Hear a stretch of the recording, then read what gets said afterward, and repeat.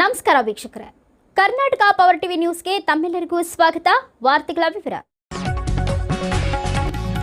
Ballari SP doctor Suman D Pennikar ಶಾಸಕ Janardhan Reddy model house ಸುಟ್ಟಿರುವ ಹಿನ್ನೆಲೆ ಮಾಧ್ಯಮದವರಿಗೆ ಪ್ರತಿಕ್ರಿಯಿಸಿರುವ ದೃಶ್ಯಾವಳಿ.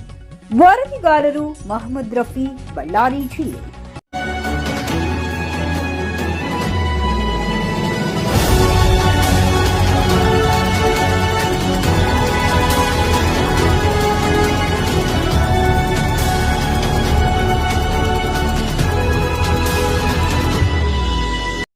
ಬಳ್ಳಾರಿ ರೂರಲ್ ಪೊಲೀಸ್ ಸ್ಟೇಷನ್ ಲಿಮಿಟ್ಸಲ್ಲಿರುವಂಥ ಒಂದು G² ಅನ್ನೋ ಒಂದು ಲೇಔಟ್ ಏನಿದೆ, ಅಲ್ಲಿದ್ದಂತಹ ಜನಾರ್ದನ್ ರೆಡ್ಡಿ ಅವರಿಗೆ ಸಂಬಂಧಿಸಿದಂತಹ ಒಂದು ಮಾಡೆಲ್ ಹೌಸ್ ಅಂತ ಏನು ಹೇಳ್ತಾ ಇದ್ದಾರೆ, ಅಲ್ಲಿ ಬೆಂಕಿ ಬಿದ್ದಿರುವಂತಹ ಘಟನೆ ನಡೆದಿದೆ.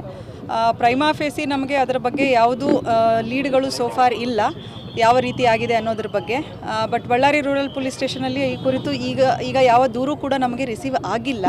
ದೂರು ರಿಸೀವ್ ಆದ ತಕ್ಷಣ ನಾವು ಅಕಾರ್ಡಿಂಗ್ಲಿ ಯಾವ ಸೆಕ್ಷನ್ಸ್ ಬರುತ್ತೆ ನೋಡಿಕೊಂಡು ಕಂಪ್ಲೇಂಟ್ FIR ರಿಜಿಸ್ಟರ್ ಮಾಡ್ಕೊಳ್ಳುವಂಥದ್ದು ಮಾಡ್ತೇವೆ. ಇನ್ವೆಸ್ಟಿಗೇಷನ್ ಕಂಟಿನ್ಯೂ ಆಗುತ್ತೆ.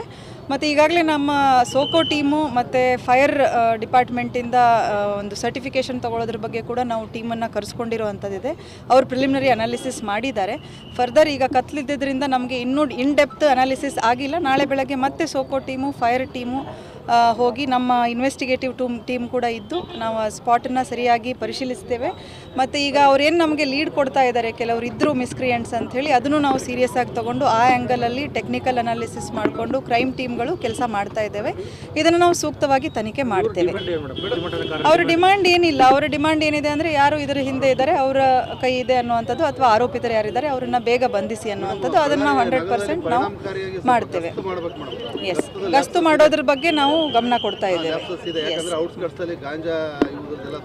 Okay okay okay, thank you thank you thank you.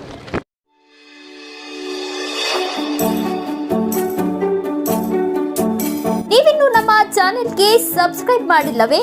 ಹಾಗಿದ್ರೆ ತಡಬೇಕೆ? ಹಿಂದೆ ಸಬ್ಸ್ಕ್ರೈಬ್ ಮಾಡಿ, ಬೆಲ್ ಐಕಾನ್ ಪ್ರೆಸ್ ಮಾಡಿ, ಶೇರ್ ಮಾಡಿ, ಕಮೆಂಟ್ ಮಾಡಿ.